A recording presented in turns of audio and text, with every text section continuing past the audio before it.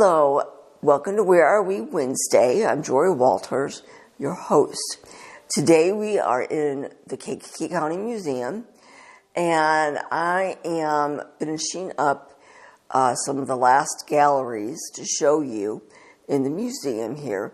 And today we're going to be in the hallway where we have the Civil War material.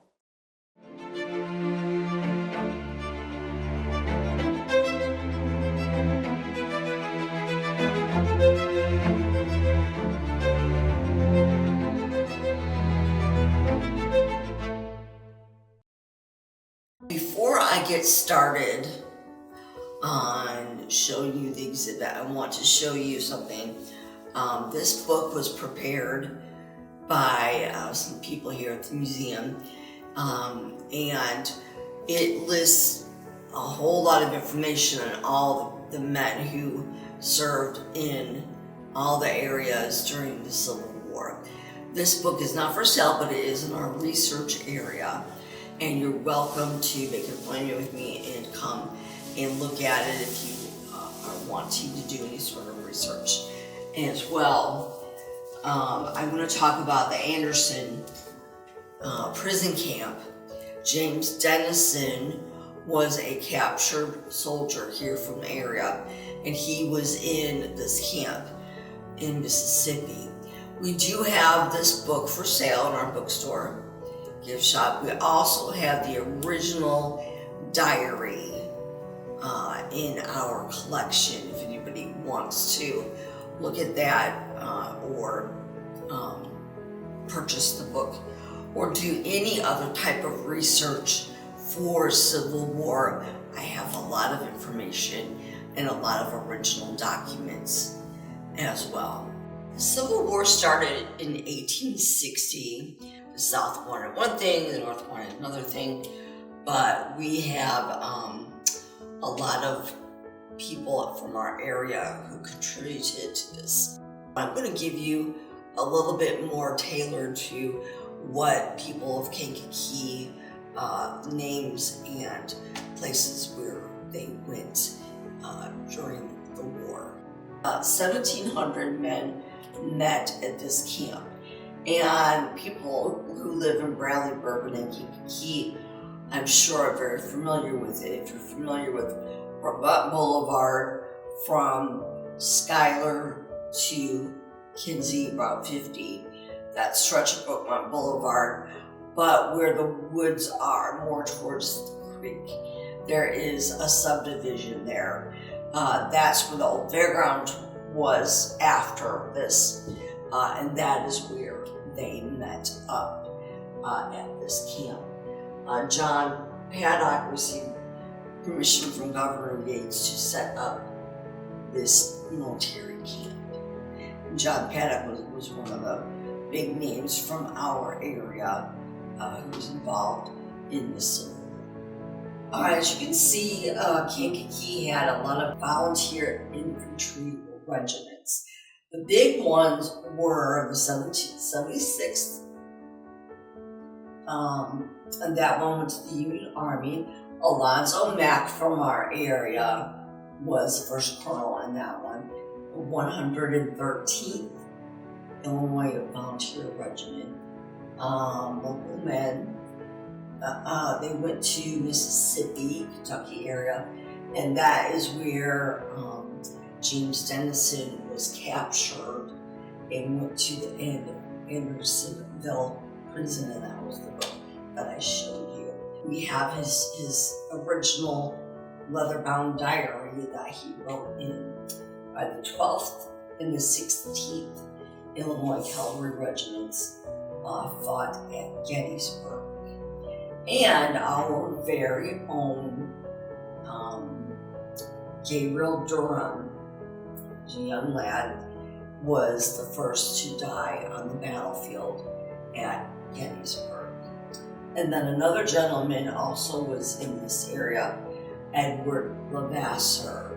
Now, if you recall from Bourbonnais history, Noah Levasseur was one of the first settlers in Bourbonnais, and that was his son.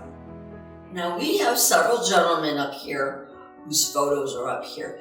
There's two on this side that I want to talk a little bit more about, and that is Mr. Charles Savoy and Edward Levasseur. These two names, the Savoy name is very prominent in Bourbonnais history, and of course the Levasseur name, as I just told you, is related to Noel Levasseur. We had, over 1,700 men, but not all of them were known as public figures. So I'm going to kind of point out the ones to you that have a little bit of a more richer history in our area. And two of these gentlemen, family names were very important to Bourbonnais history. Now this is one display that we have. We have many artifacts from the Civil War in our storage area. We just have a small fraction of them out here on the floor. But this seems to be one of the most popular cases we have in the whole museum. And these are called Civil War small arms. Well, they don't look very small to me. The Nichols name, very prominent in the Limestone area, I think also in the Laments area. Albert Nichols was one of them whose family was prominent in the area. The Palisade name, French name, that name goes way back in French history, French Canadian Bourbonnais history as well. And he was definitely somebody to look at for Civil War service. Now I want to also point out, I just talked about Gabriel Durham, and this is his picture on the very first, on the left right up here. And like he told you, he was the first casualty on the Gettysburg battlefield.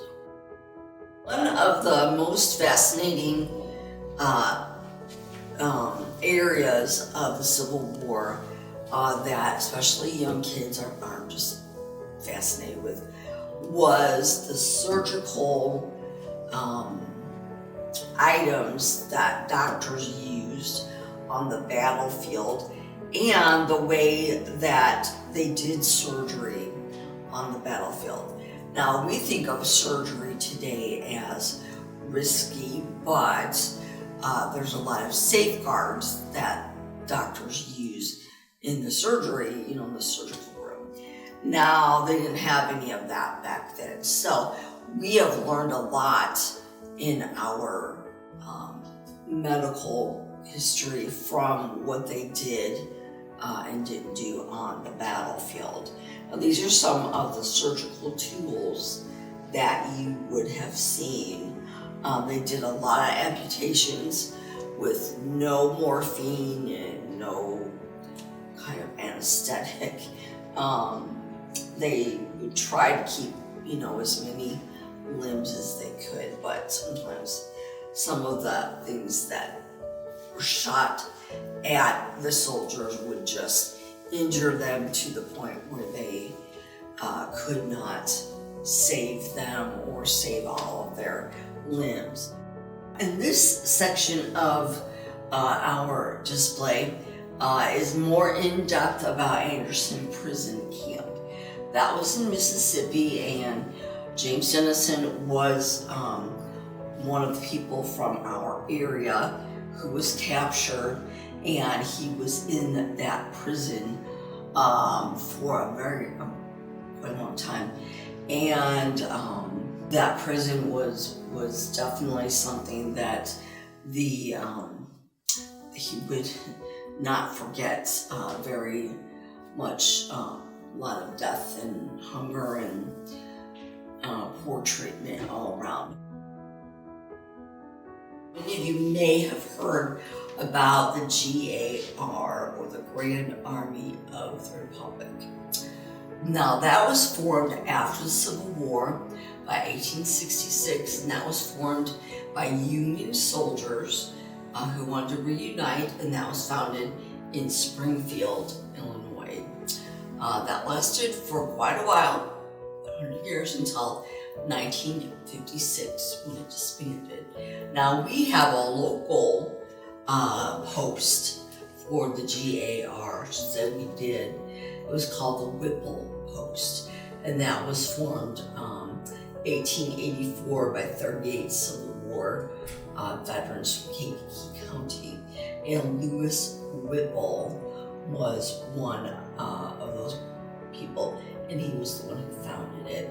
And our statue in the courthouse commemorates that. Now, there's one more thing that I want to point out to you, and that is a picture of a cannon. And this cannon was from the Civil War. Okay, this cannon used to be on the lawn of the courthouse, Kankakee. Now, it's not there. It was used, it was melted down and used in World War II as a melt-down component. Now, this is a wonderful picture of this cannon. And if you can see in the background, there's all kinds of trees on the courthouse lawn. That was taken many years ago. That wraps up this gallery, the Civil War Gallery. This has been known for quite a while. It is absolutely one of our most popular galleries. And I just want to remind everybody, I have a lot of material, research material in the back. I do get a lot of requests for people related to soldiers who are looking for information, and I can usually help, or at least I can give a hand on how to go about getting more information. You're welcome to contact me